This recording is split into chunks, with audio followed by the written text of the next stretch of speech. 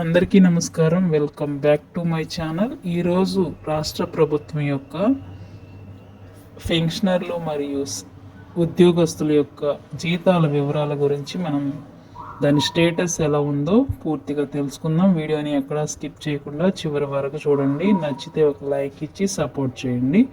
Thank you. ఈరోజు salary bill update ఏంటంటే ఈ కుబేర్కి చేరుకున్నవి చాలా వరకు నేటి అర్ధరాత్రి వరకు క్రెడిట్ అయ్యే అవకాశం ఉంటుంది. అలాగే మ్యాక్సిమం ఈ కుబేర్లో ఉన్న పెండింగ్ స్టేటస్ అయితే చాలా తక్కువ.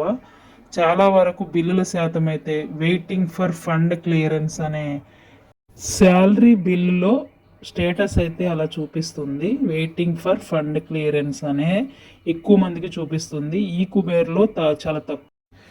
కుబేర్లో తక్కువ పెండింగ్ స్టేటస్, కానీ ట్రెజరీలకి వాటికి మాత్రం వెయిటింగ్ ఫర్ ఫండ్ క్లియరెన్స్ అనేది ఎక్కువగా చూపిస్తుంది. కాబట్టి 2 రోజుల్లో మీకు క్రెడిట్ అయ్యే అవకాశం ఉంటుంది. కూటమి ప్రభుత్వం ఇచ్చిన హామీ మేరకు 1వ తారీఖున రావాలి, కానీ సండే అవడంతో రాలేదు. Thank you for watching. Like చేసి సపోర్ట్ చేయండి.